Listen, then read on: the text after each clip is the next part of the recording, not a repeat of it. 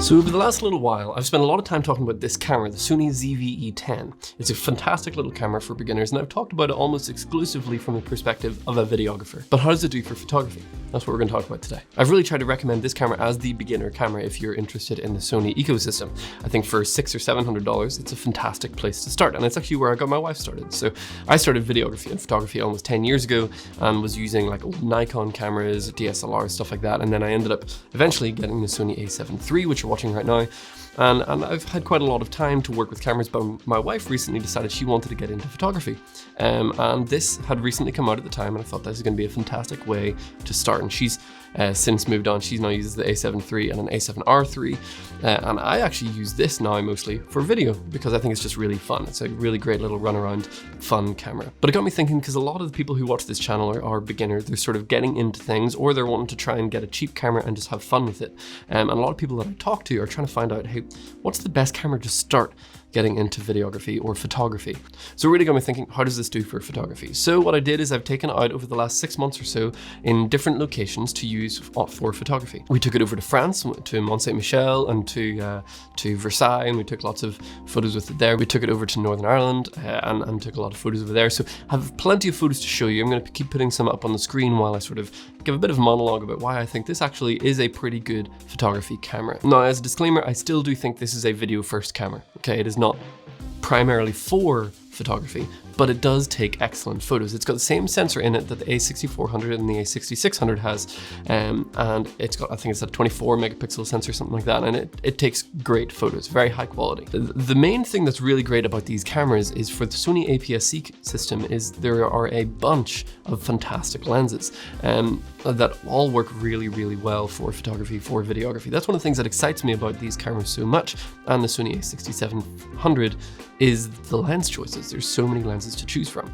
The downsides to this camera obviously is there is no EVF, right? There's nowhere to look through. So if it's a really bright sunny day and the screen isn't quite so good, sometimes quite hard to actually see exactly what your image is looking like. But the good thing is the autofocus in this camera is just so top notch that you don't really need to worry about missing focus, unless you're using vintage lenses. So for the photos that we took in Colorado, I used two vintage lenses. I used this one, which is a Soligar 45-150. It's a really cool little lens. I like it a lot. And it was like $20 on eBay. Fun little lens. It's got some really interesting bokeh quality. So we used this in Colorado, and we also used a Helios 44M, which it's not in here at the moment, so I don't have it on me.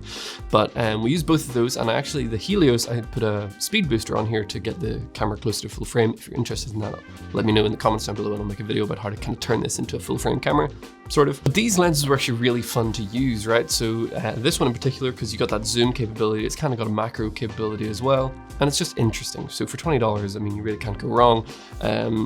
But obviously the challenge was getting focus correct. So a lot of times I actually ended up dropping the aperture down just so that I didn't have to be quite as accurate, because this screen for shooting with manual lenses, it's definitely not the best for trying to nail focus, right? It's not super high quality and it's not very bright.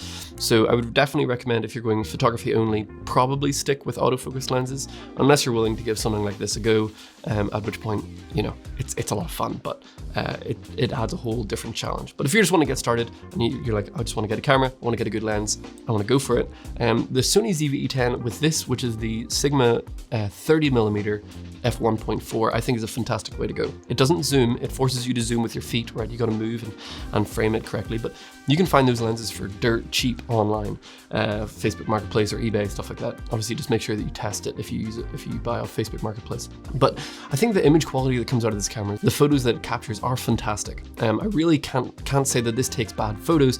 The only place that this camera struggles with photography is just the ease of use, right? So one thing is obviously these batteries, the NPW50 batteries, something like that, they don't last very long, right? So I think I went through 2 or 3 of these per shoot, per day, and that was using them sparingly.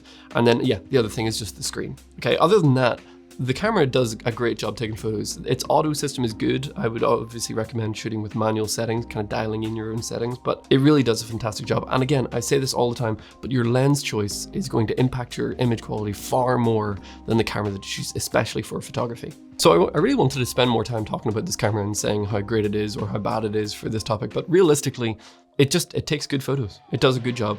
It's not the easiest to use, but it does a lot of really good things. Its autofocus is great. Its auto settings are decent, and it'll do a good job. So if you want a cheap camera that will get the job done with a couple of drawbacks, this is the camera to go for. If you're like, I don't want any drawbacks, I don't want to spend all the money in the world, yeah, go for an A7 IV or an A7R5, whatever they're at now, and spend as much as you want. But if you're on a budget and you just want to get good photos, look at something like this. Alternatively, you could look at a used camera like the Sony A6000. Video up here to talk about how a lot of people thought that the photos I took on this camera were actually taken on a $3,000 camera. So check that one out. If you've enjoyed this content, hit the like button, drop a comment down below. I really want to know your thoughts on this camera. If you've used it before, what do you think? And maybe hit the subscribe button while you're there as we continue to build this channel. I appreciate all of you for doing so, and I hope you have a wonderful day.